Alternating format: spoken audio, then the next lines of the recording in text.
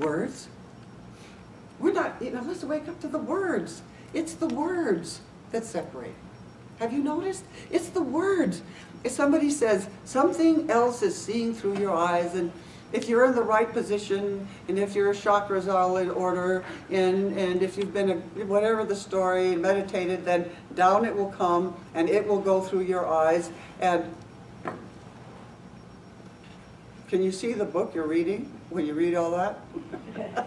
Is something looking at the book that you're reading? I mean, how hard is that? It's the naming. In my world, the thing that has followed me up the most is my belief in words.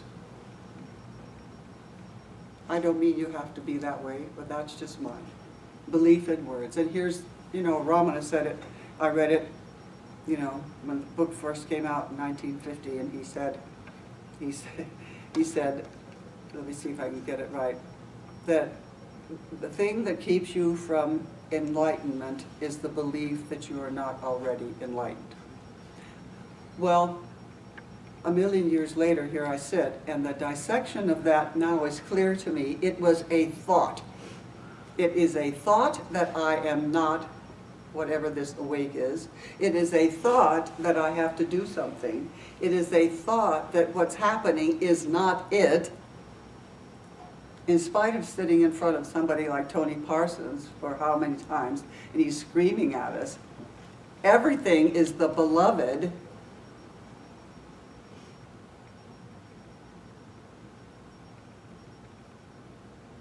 So, now of course, the paradox is that we're going to talk this weekend, right? Here's my question for all of us. Can we take this time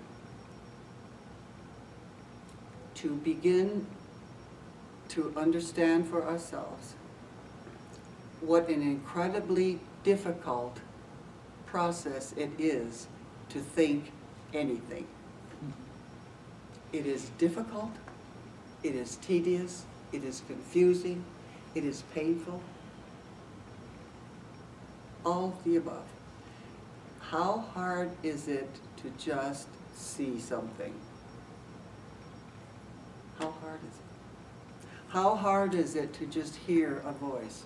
So when we're hearing each other's voices, instead of focusing 100% on the words and the meaning behind it, my challenge to myself and to whoever wants to play is that at the same time you become very, very clear on how simple it is to hear,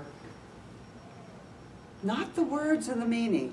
Therein comes complication, but the sound, just the sound, just the sound. When we're walking to lunch, what about that? How hard is it to feel your foot moving? And as we begin to do this, and I know I'm preaching to the choir to many of you, please excuse that, but it's just the awakening to the intimacy of our own life. The intimacy of our own life without anyone else to come into it, and if somebody leaves it, that is intimate too. That is intimate too. Justin and I, some of you others in this room have lost a friend in the last few weeks, and it's a painful proposition. And in speaking to the widow, the only thing that I could say that I thought had any help at all would be, sweetie, can we just get intimate with that feeling inside of us that we then translate into grief? Whatever. The step before the words. The step before. Just, Bartholomew said, fall back. Remember? He said, fall back. Just keep falling back. Keep falling back. What does he mean? We're all supposed to fall back on our back. No, he meant fall back. Wherever we are, if you're feeling miserable, fall back. don't take the words and try and fuss with the machine. Fall back. Fall back.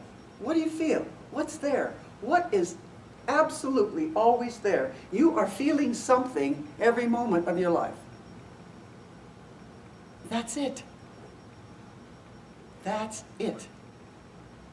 This isn't about fixing us, because Bartholomew didn't think we needed to be fixed. Ever. Ever. Whatever our condition, whatever, intimate with it. That, without explanation. The words separate in my world, which is funny because my life has been one of words, is it not? Both reading and speaking. So,